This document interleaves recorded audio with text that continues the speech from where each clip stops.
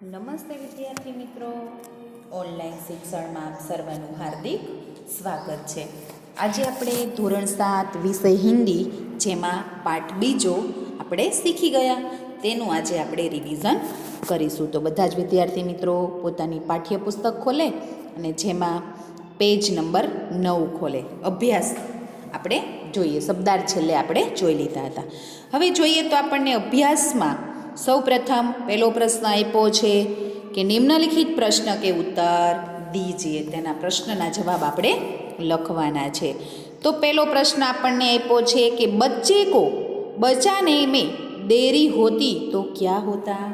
તો તેનો જવાબ આપણને છે કે બચ્ચે કો બચાને મેં દેરી હોતી તો વહ સાमने से आ रही मोटर के नीचे आ जाता. હવે બીજો પ્રશ્ન છે કે दूसरों की जान बचाना हमारा कर्तव्य है, आप और किन बातों को अपना कर्तव्य समझते हो. તો તેનો જવાબ છે કે શું કીધું છે કે તમારું કયું કર્તવ્ય તમે એમાં માનો છો. તો કે પહેલું કર્તવ્ય એ છે કે કિસી કો દુઃખ ન પહોંચાના. બીજું તો કે બડો કો सम्मान करना. શું બડો કો सम्मान करना. अन्याय को सहन न करना. चौथों कभी किसी को धोखा न देना. પછી देश की सेवा करना, अनुशासन का पालन करना, ये हमारा कर्तव्य है.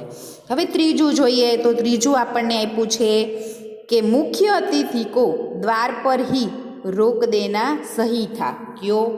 જો પ્રશ્ન પૂછ્યો છે કે મુખ્ય અતિથિને દ્વાર પાસે જ ઊભા રાખવા શા માટે. तो कि समारोह में प्रवेश उन्हों को दिया जा सकता है कि जिसके पास निमंत्रण पत्र हो. मुख्य अतिथि भले सम्मान्य व्यक्ति थे परंतु उनके पास निमंत्रण पत्र नहीं था, इसलिए नियम के अनुसार उन्हें द्वार पर रोक देना सही था.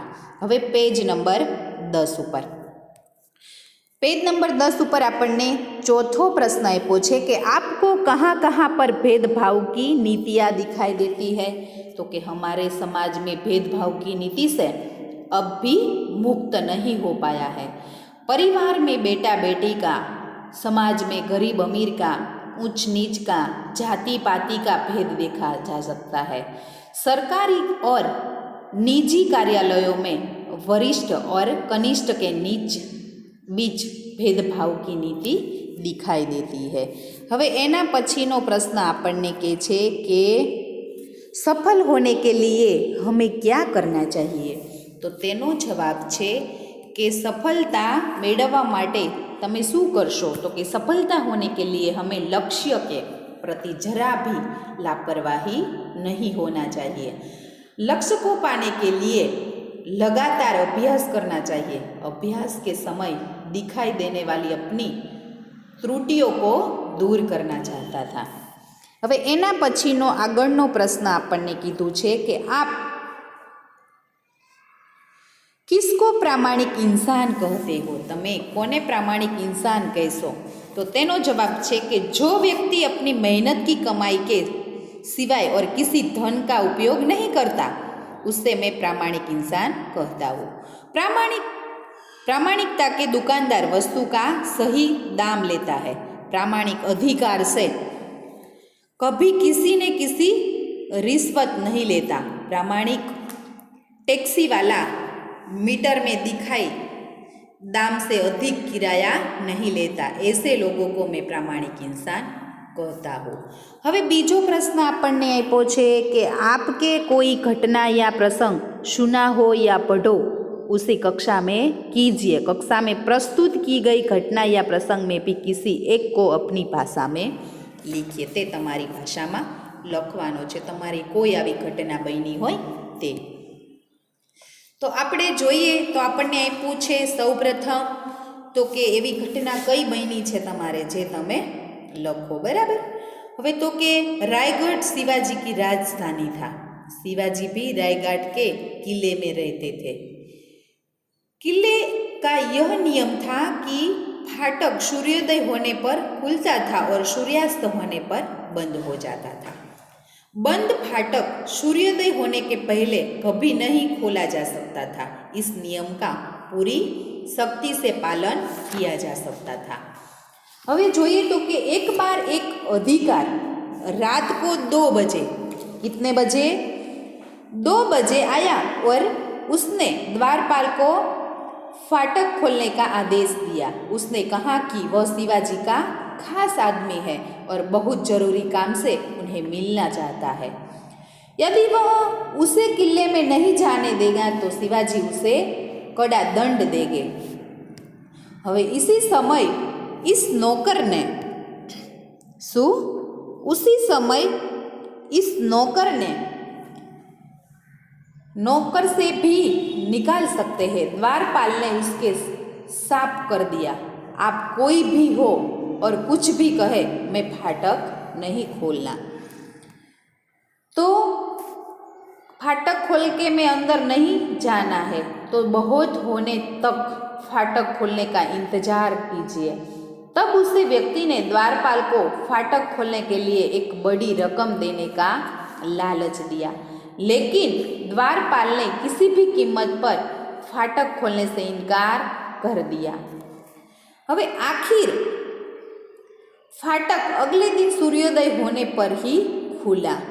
वास्तव में उस अधिकारी के रूप में शिवाजी अपने द्वारपाल की परीक्षा ले रहे थे। द्वारपाल की प्रामाणिकता और निष्ठा देखकर वह बहुत खुश हो गए और उसने अच्छा पुरस्कार दिया। आ एक घटना है।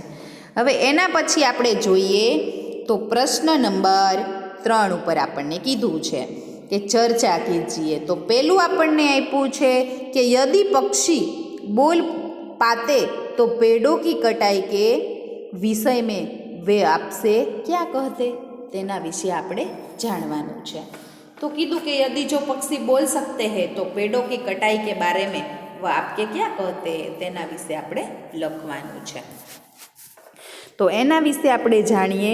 तो આપણને આપ્યું છે કે कौआए ने कहा, अरे भाई तुम यह पेड़ क्यों काट रहे हो? यह पेड़ तो हमारा आश्रय स्थान है। तो कोयल ने कहा, इसकी हरियाली देखकर प्रसन्नता में मारे में कूकने लगती हूँ। तोता, इस पेड़ की डालों पर मेरा बचपन बीता है। शू कीधुं के आ डाळो पर तो के मारू बचपन एटले के जन्म थयो छे। कृपा करे इस मत काटो, अरे ये पेड़ तो धरती के बेटे हैं, इन्हें काटने से धरती माँ स्पष्ट हो जाती है। जहाँ घने पेड़ होते हैं, जंगल होते हैं, वहाँ अच्छी वर्षा होती है। केवल हम पक्षियों ही नहीं, सभी प्राणी जल से ही जिंदा है। शू कीधुं के जलथी बधा ज जीवी रह्या छे। तो के आजकल यहाँ सूखा पड़ता है, उसके लिए वहाँ के पेड़ों की कटाई ही जिम्मेदारी है। पेड़ काटने से बादल भी स्पष्ट हो जाते हैं कि लेकिन तुम मनुष्य इन पेड़ों को महत्व नहीं जानते। यह पेड़ केवल फल फूल और छाया ही नहीं देते हैं, यह वातावरण को शुद्ध बनाकर सबको स्वास्थ्य प्रदान करते हैं। कौआ ने कहा, मैं समझता हूँ कि तोता भाई ने कहा तुम्हारे पेड़ का महत्व अच्छा तरह समझ दिया है। अब तुम पेड़ काटने की बात कभी नहीं सोचेंगे। शू कीधुं कि तमे क्यारेय आ पेड़नी बात समझतो नहीं। कोयल ने कहा, हाँ तुम पेड़ काटोगे तो मैं यहाँ बैठकर मधुर गीत गाऊं। मेरी बोली की मिठास से ही तो आमों में मिठास आती है। पेड़ न होने को वसंत कहाँ से आएंगे? इसलिए मेरे भाई पेड़ों को जिंदा रहने दो, ये जिंदा है तो सभी की जिंदगी सुरक्षित रहती है। जो पेड़ न कापवा माटे आपणे कह्युं छे। तो एना पछी आपणे जोईए तो आपणे बीजुं आप्युं छे कि यदि धरती बोल पाती तो मनुष्य के बारे में ईश्वर से क्या शिकायत करेंगे। शू कीधुं, जो धरती बोलत तो मनुष्य के बारे में तो तमे शू शिकायत करो तेना माटे। तो तेनो जवाब छे कि यदि धरती बोल पाती तो मनुष्य के बारे में ईश्वर से कहते कि हे प्रभु, तुम्हारा बनाया यह इंसान बहुत बुद्धिमान है, इसलिए बुद्धि की चमत्कारी देखकर तुम आप ही हैरान हो जाएंगे। बिजली, cinema, television, mobile, telephone, computer, हवाई जहाज, रेलगाड़ी, मोटर, अरे कहाँ तक घिनाऊ उसके करतब शहरों में इनके स्वर्ग ही खड़ा कर दिया है। अपनी इस बेटे की अक्कलमंदी पर मुझे गर्व है। तमारी आगे बुद्धि थी जोईने एनु मने गर्व है, लेकिन इतना बुद्धिमान होने पर भी लोग ईर्षा, द्वेष, हिंसा, अनीति आदि से इस छुटकारा नहीं मिलाता है। इसने बम और मिसाइल जैसा विनाश का भयानक साधन बनाया है। शू कीधुं के तेने विनाश माटेनुं मोटुं साधन बनाव्युं छे। जो पेड़ मनुष्य को फल फूल, छाया, लकड़ी और न जाने क्या क्या देते हैं, उन्हें यह बड़ी बेरहमी में काट डालता है। इसमें इतनी भी बुद्धि नहीं है कि पेड़ काट कर यह अपने ही पैरों की कुहाड़ी मार रहा है। शू कीधुं के एने एटली पण बुद्धि नथी के एने कुहाड़ी मारे छे। इसकी ऐसी ही नादानी से न जाने कितने जंगल बर्बाद हो गए हैं। भूखाबाद आदि के रूप में उनका परिणाम भी वह भुगत रहा है, फिर भी इनकी आंखों नहीं खुलती। हे प्रभु, अब आप ही ऐसे समझाइए और राह पर लाइए। शू कीधुं? हे भगवान, तमे एने समझावो अने रस्ता पर लावो। बराबर छे। हवे जोईए तो प्रश्न नंबर 4। हवे प्रश्न नंबर 4 आपने शू कहे छे कि निम्नलिखित परिच्छेद को पढ़िए और लिखिए। वाँचवानो छे अने तमारे सारा अक्षरे लखवानो छे। तो आपणे वाँचीए तो बधानुं ध्यान त्यां चोपड़ीमां। तो सौप्रथम जो एक बात पुरानी जमाने की है कि किसी ने स्वामी विवेकानंद से पूछा, सब कुछ खोने पर भी मनुष्य के पास क्या होना जरूरी है? स्वामी विवेकानंद ने कहा, उस उम्मीद का तो होना ही जरूरी है जिसने बल बुद्धि पर हम खोया हुआ सब कुछ वापस पा सकते हैं। बराबर छे बाळको? जे तमारे वाँचवानो छे ने सरस अक्षरे लखवानो छे। एना पछी आपणने नीचे एक पेरेग्राफ आपेलो छे, तेमां तमने विराम चिन्हो आपी दीधा छे। अल्प विराम, पूर्ण विराम, प्रश्नार्थ चिन्ह, inverted coma, double inverted coma, पूर्ण विराम। बराबर, आ बधुं तमारे ए पेरेग्राफमां मूकवानुं छे अने सरस अक्षरे पेरेग्राफ फरीथी लखवानो छे। जे तमारे घरेथी सारा अक्षरे तेमां विराम चिन्ह मूकी अने सरस मजानुं एवुं अंदर लखवानुं छे। अहींया आपणे अभ्यास पूरो करीए छीए।